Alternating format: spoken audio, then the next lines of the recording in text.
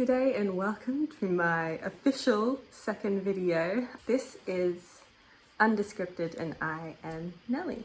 I have just gotten home from work and am trying to make use of the very last bit of light I have for the evening. For my second video, I thought I would just be a bit spicy. I mentioned in my first video that I loved Unhauls, so I thought I'll put together a list of all the books that I've recently unhauled that I can remember. So I've stopped at 40 books, so I'm going to quickly run through 40 books today. And hopefully this is a quick video because I realized I talked a little bit too much in my first video. I've roughly broken down these 40 books into 5 categories. Hopefully this can do the opposite of what my first video did, which was give you a taste of books that I thought was good. Here is a taste of books that I think weren't as good. Some of them, not all, fall into that category. The first category is books that were duplicates. So some of these books I absolutely loved, but some of them are just genuine duplicates, and in most cases I've replaced one op-shop version of a book with a slightly better opt-shop version of a book, and it's hard for me not to do that because I'm giving money to a charity and I'm getting a better book, so there's it's a win-win really. I do this more often than I should.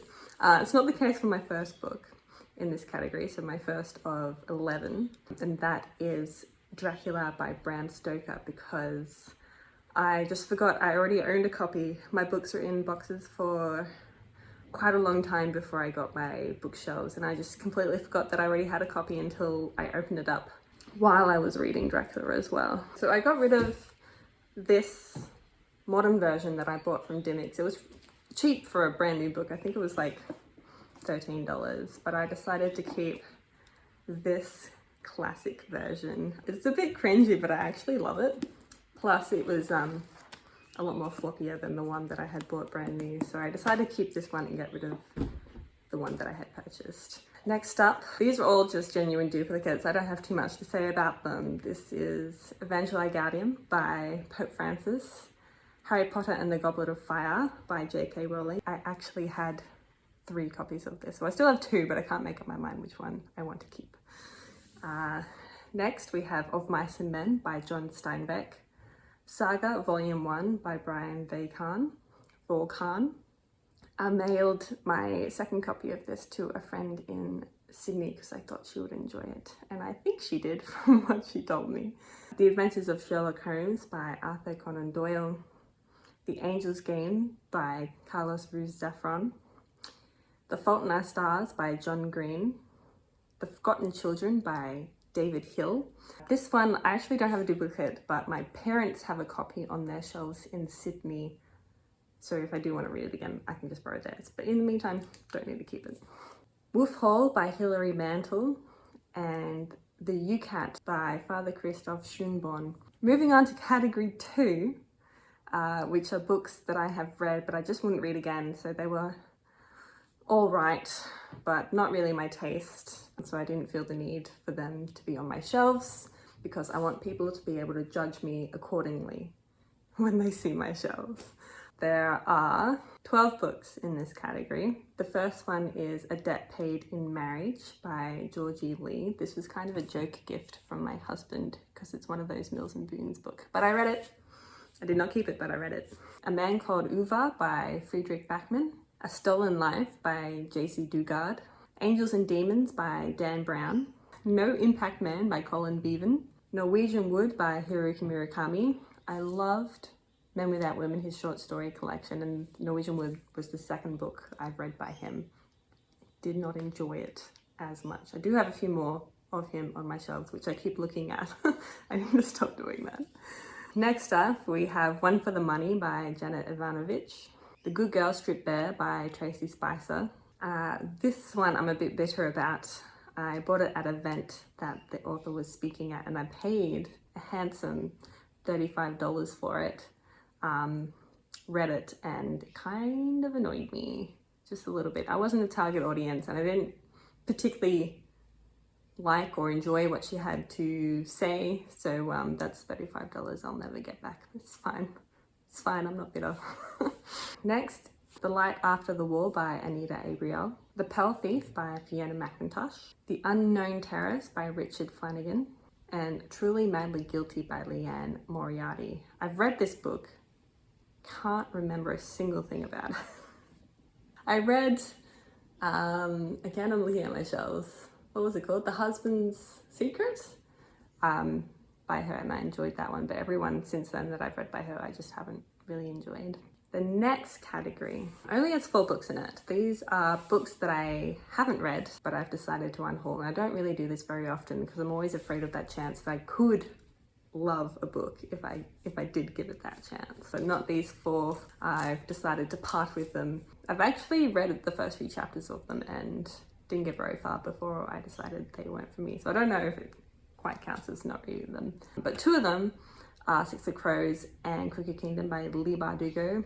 I did not enjoy 1 second of reading the first few chapters of Six of Crows, and my friend from Perth told me it was a dumpster fire and I shouldn't waste my time, and I gladly took up her advice.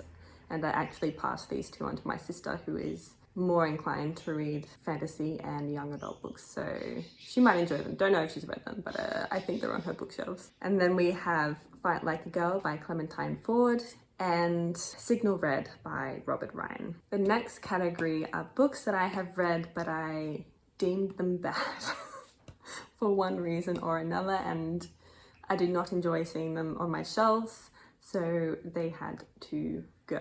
And there are 11 books in this category as well. So the first one was A Breath of Fresh Air by Erica James. Apples Never Fall by Leanne Moriarty. Drums of Autumn by Diana Gabaldon. I've actually got the first 3 books in the Outlander series still on my shelf. I enjoyed those books all right, but I feel like the 4th book onwards, the series went downhill. The books were so long and there wasn't much substance in them. So I don't know how they went for 1,000 pages when I feel like they could have been summed up in like 50 pages. If I ever feel the need to read more of the Outlander books, I can borrow them as audiobooks from my library. So that's how I read 5 and 6 when I decided I wasn't going to spend my money on them anymore. So I got rid of number 4 and kept the first 3. Looking for Alaska by John Green. Note to Self by Connor Franta. Teardrop by Lauren Kate. This book was the very first book I unhauled, and it was the book that taught me that I could loathe books. I read this in high school and I thought the plot was so stupid and the characters were not believable at all. It's a young adult fantasy romance situation where the love interest wasn't quite human. The main character, she couldn't cry, she wasn't allowed to cry for some reason. It just didn't make a lot of sense, was not fun, confusing, and I just thought, frankly, it was pretty stupid, if I'm allowed to be that harsh. The Chalk Man by Cedar Tudor. This is my most recent unhaul. The Girl from Munich by Tanya Blanchard. The most annoying thing about that book was that the German main character's name was Charlotte Elizabeth, or Elizabeth Charlotte, which is so English, yet all the other German characters around her had proper German names. It's kind of like on par with Dune, where the main characters' names are Jessica and Paul. The Knife of Never Letting Go by Patrick Ness. I despised this book too, despite popular opinions on the internet. The Woman in the Window by AJ Finn, and Why We Broke Up by Daniel Handler, who I found out is actually the same person as Lemony Snicket, which was fun, but the book itself was not fun.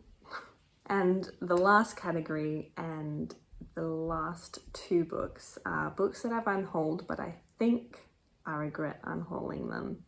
And the first one is A Girl in a Blue Dress by Gaynor Arnold. It's a historical fiction that I think won the Man Booker Prize, maybe? I can't remember. But it's about the wife of Charles Dickens and the life that she led being married to Charles Dickens. I remember at the time of reading it, I thought it was pretty dry and slow, and it was really a slog to get through it. But now that I've finished it and unhauled it, I think about it too much for its own good. I don't know if I would have a different reading experience reading it the second time round, but there's something about it that makes me keep thinking about it, that makes me want to give it a second shot to see if I would appreciate it more the second time round. I don't know, I could borrow it from the library, or if I ever see it in an op shop, I could pick it up again. But saying that, the second book and last book for this video is The Hope We Seek by Rich Shapiro, which is a wild, very strange book that I have seen in op shop since I unhauled it, but I still haven't picked it up. It has very low ratings on Goodreads, like 2.5 stars, I think. And it was just so strange. It was these group of miners near a river who were mining for God at the end of a tunnel, maybe. I remember not being able to really grasp anything too solid in the plot, but it was just so strange, and I read it so long ago that I think I would want to give it a go again, just to see if it's as strange as I remember it being.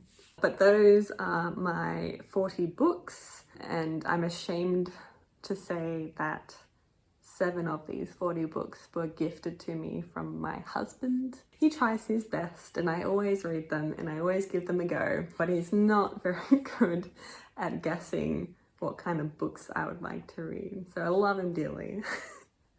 And I wish him the best with his endeavors to one day pick the perfect book for me. But thank you for sticking around for this video. I hope you enjoyed it, and I hope it was slightly shorter than my first. But have a good evening, good morning, and see you next time.